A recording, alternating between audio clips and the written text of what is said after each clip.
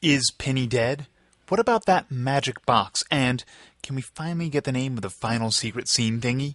We'll have ponderings and possibly answers to all those questions and more in today's official Lost audio podcast.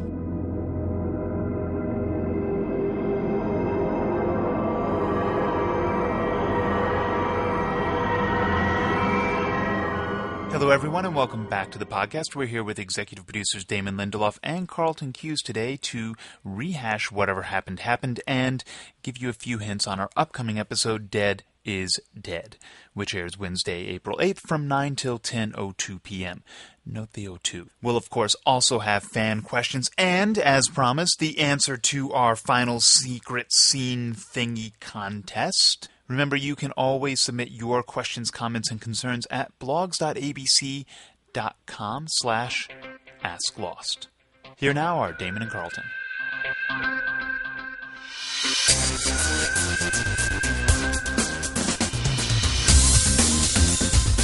Hello, Damon. Hi, Carlton. Welcome to another Lost podcast, Damon. You're saying that to me? Yes, I'm saying to you, welcome to you. So, Damon, let's just jump right in here. Let's rehash episode 511, whatever happened, happened. Let me ask you, do you personally believe that whatever happened, happened? In my own personal estimation, yes. I am a firm believer in the sort of closed-loop time travel storytelling of things like 12 Monkeys and Le Jeté, the idea that whatever happened, happened. So that if, for example, if Sayid shot Ben, he always shot Ben. So if someone sees that photograph of the Dharma inductees, they were always in the Dharma Initiative, they just hadn't experienced it yet. So I think that were I one of the characters in the Miles Hurley conversation in that episode, I was definitely Miles. You're on the Miles side. What about you? I like to think that, free will exists and that maybe it's possible to change the future and that maybe, like Sayid, I believe that it's kind of incumbent on the characters to take some actions to attempt to change the future. So, like, if you have young Ben, he's going to grow up to be an evil guy. I say shoot him. So, basically, I'm like Jack, who basically says, I'm going to wash dishes and make sandwiches for the rest of the season because there's nothing that I can do that is going to change the way things work out, which is sort of a very Lockean principle. But you're like Kate, yes, who's basically saying, It is incumbent upon us to save Ben. That is what we must do. I feel like Kate a lot, actually, today. And you look like Kate. What makeup are you wearing right now? Well, it's a proprietary product. Okay. But I feel like climbing a tree and picking a mango. Your coloring is very... Is that what... Oh, Kate used to do that all the time back in season 1. That was awesome. She's like the best. I will say this. I do not believe that there's a better actor in television at climbing trees and picking mangoes than Evangeline Lilly. That is quite a challenge, and I'm sure ABC would be happy to sponsor any challenger. That's right. To the Great American Tree Climb Mango Pick-Off, starring Evangeline Lilly. Just name next them. fall on exactly. ABC. Who out there? I think see no one. I think that mentalist guy could probably shimmy up a tree pretty fast. No way. No. All right. He could think his way up a tree. That's good. I do feel like, as a segue into the pre-hashing of the following episode, obviously at the end. We haven't seen John Locke or Benjamin, or certainly John Locke in about 4 episodes now. We did see Ben a couple episodes ago in Namaste get hit in the head with an oar. Yeah. It now feels like we've caught up there. We realize that Lapidus and Son left on an outrigger for the island. We know they ran into Christian Shepherd there, but Ben is now in the infirmary. Locke is basically sitting by him expectantly, and Ben wakes up and Locke says, "Welcome back to the land of the living." So am I safe in assuming, Carlton, that we will be continuing that story in next week's episode? You were very safe in assuming that, and I think I would just categorize it in the "it's about time" category. I mean, I personally am anxious to find out what is up with Locke and learn a little bit more about how this dude is alive in the sort of present-day island time. So why is the title of this episode "Dead is Dead"? It feels like this motif of death is sort of resonating throughout this place's death was one of the episodes. Now we have Dead is Dead. What's going on? I think that what's going on is that the island is not quite the happy place that it was back in season 1 when they were just tromping around looking for water and watching blowholes at the ocean. So are we going to learn in Dead is Dead if Ben killed Penny? Are we going to find out what happened there? Well, if you're watching the ABC promos, I think that seems to be what they're indicating, that we will be picking up that story. I, for one, have been wondering, how Ben got all bloody when he made that phone call to Jack. Obviously, we see him at a marina. We know that Desmond and Penny had a boat, so Yeah. I don't know if we're going to get it. I don't know if we're going to get it this week. It all kind of but weaves together, doesn't it? I don't trust the weave on that bag. Not one bit. But now I think it's time for questions. By the way, for those of you who've tuned in just to find out what we're going to name the final scene of the finale, stay tuned. Yeah, we're going to announce the winner of the final scene naming contest, but we're going to do it at the end of questions, because otherwise you might not pay any attention to this podcast. Yeah. America voted, and all we will say is over 75 million votes came in. It blew away American Idol. It's unbelievable. Yeah. The computers were crashed. Disney's servers all over the world were seized up with votes, and but we've managed to tally the results, and we have them for you. It was close, and we'll give you those results after these questions. Okay. So, Chris, time for some questions? Time for questions. You go first, Carlton. I'm so excited to go first because I love this question. This is from Dan Ellis in Fort Wayne, Indiana. In the episode, and here's a guy who's paying attention, okay? Okay, break it down for me, Dan. In the episode, He's Our You, Saeed exits a building in Russia that has a sign on it in Russian, which apparently translates to Oldham Pharmaceuticals. Okay? Okay, I'm with you. Now, you think that's enough, but no. This is an anagram for Ralph Macchio Mall's cast. Wow. I can't believe. Is this a clue about something apocalyptic that's going to happen at the conclusion of the show? Is the Karate Kid going to come to the island somehow and make our losties regret their transgressions?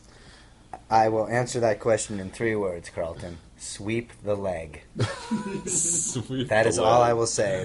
That's an anagram too. So that's all. Wow. I mean, sometimes we have conversations in the room and say, "Let's do this. Let's take the phrase Oldham Pharmaceuticals. We'll put it in the Cyrillic alphabet, and then if people can actually unscript, the only way they'd ever know get ahead of the Macchio gag that we're going to do at the end of the season is to unscramble this. No one will ever catch it, and we'll seem like geniuses for setting it up. And lo and behold, 1 week later, we get caught with our pants down around our ankles. By Dan Ellis. You rock, Dan. Congratulations, Dan. The Cobra Kai would be proud of you. Carlton, my first question. So, this is from Sheila in Honolulu. You're already starting with an attitude. So, the island's not done with Desmond, and neither are the fans. Where the heck is Desmond? Has anything happened to Penny? 3 episodes and counting, no sign of Desmond or Penny. My first thought when I saw Ben beaten up at the marina is that Penny hit him upside the head with a frying pan when he tried to fulfill his threat. What's up? A hint, please. We talked about this a little bit, but Carlton, will we see Desmond again? Yes. How many times? Well, just once? I'm just going to say we're going to see him really soon, like maybe in the next episode. Okay, good. And that's about as much of a clue as we can give you. And we like the fact that you like Desmond, but there's a lot of other stuff going on in the show right now, which is taking a lot of story time. And we wish we could be using Desmond more than we are, but we're kind of wrapped up in some of the other tales. I'm a little worried about Desmond. I'm not as worried about Penny for some reason. I don't know. I just don't think you'd have the heart to kill Penny, but I know you would kill Desmond. No. If Desmond were to die on the show, it would be your fault. This is a 2-part question, although they're actually 2 separate questions, really. Hey, Damon and Carlton, love the flashback style coming back in. First here, do you have any advice for a young person who wants to write for a television show like Lost? And Oldham, with his patchwork tent complete with the Jacob lamp, He's Our You. Was there a man in his tent? It appeared so. Let's answer the second part first. There was nobody in the tent with Oldham, and I don't know what a Jacob lamp is. One would assume that it, like in the story of Aladdin, if you rub the Jacob lamp, Jacob comes out of the lamp and grants you 3 wishes. We should sell those. We should. I'll get right on that. And then the first question, how do you become a television writer? Who knows? Like, the writers on our show actually have vastly different backgrounds, which we love. I think, it makes the show feel a lot more well-rounded than it would if we were all comic book geeks. In terms of, you and I were talking at lunch today about this 10,000 hour rule in this book that we're reading called Outliers, which basically is, you take somebody who is who may or may not have a talent when they're born, but the advantage that they have over everybody else is that they get practice, like how Bill Gates had like 10,000 hours of programming code, or or Michael athletes. Jordan had 10,000 hours of shooting hoops. So for us, we watched 10,000 hours of television before we turned like 16 years old. And also had a penchant for writing. I Yeah. mean, I think that's the thing. I mean, I think you have to also be writing all the time and get a mastery of that craft as well. And we were, we've kind of remarked that we thought we were sort of wasting away our youths by watching a lot of television shows, but ultimately it bore some fruit. Right. So if you're like watching your 9th hour of television in a day, and your mom or dad basically says to you, "You're wasting your life," you can say, Listen to the podcast. You can Just say- come over here and listen to this podcast. You can say, "Carlton Cuse told me to do this." That's what you say. And his phone number is... No. Okay. Okay, thank you. Hey, Damien and Carlton. I was just sitting around one day, writes Jordan Friesen from Meade, Kansas. You don't see me messing up your name, Jordan. Bored out of my mind, started thinking about Lost like I usually do, and I remembered the magic box way back in Season 3, The Man from Tallahassee. Then in the Season 4 finale, There's No Place Like Home, Parts 2 and 3, Locke asks Ben if the orchid is the magic box, and Ben says it's not. All in capitals, so that's why I'm reading it this way. Are we ever going to learn about the magic box, Carlton? Or is the magic box really just Rice Krispie treats, and all that happens is it goes snap, crackle, pop, and pops out John Locke's dad? Obsessed with the show, love the podcast. What up with the box? Carlton? Wow.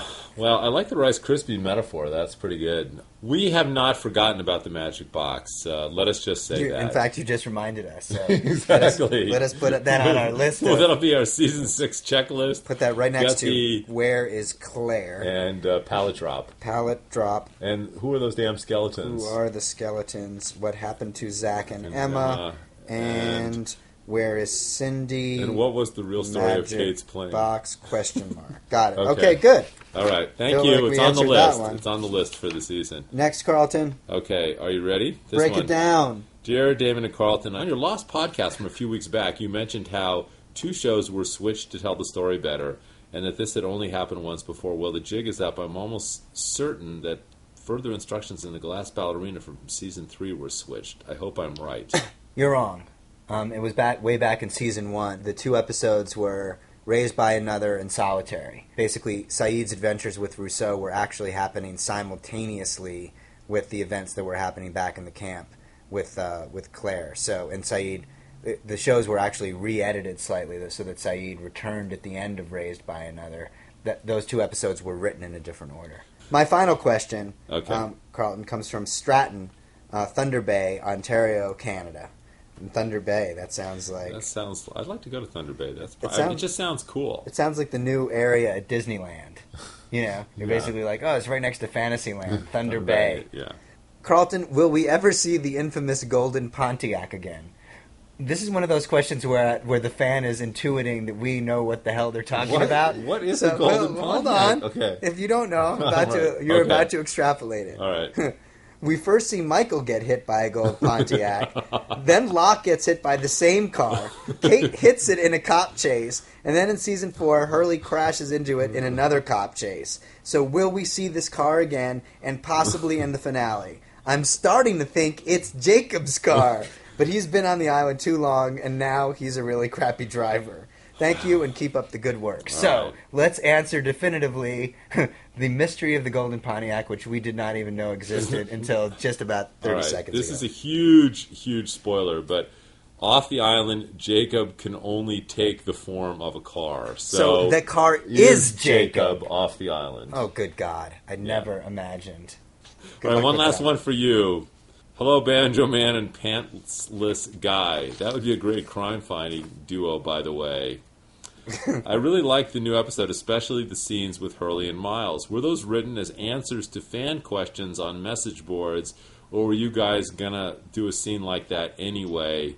Ivan from Bratislava, Slovakia would like to know. All right, Ivan. Well, here's one of the things. Carlton and I probably more than anything else get asked 2 questions. The first question is, do you make up the show as you go along, or how planned out is the show? And then the second question is, how much input do the fans have in the writing of the show. And so your question is sort of a variant on question 2. We wrote this script, What Happened, before the season premiere even aired. Right. But we were anticipating that the audience would have lots of questions about how time travel worked. So one of the things that we do in the writer's room is we write the episodes, but then we watch the episodes once they're done. And we start to talk about it like maybe, okay, I'm the audience now, not the writer.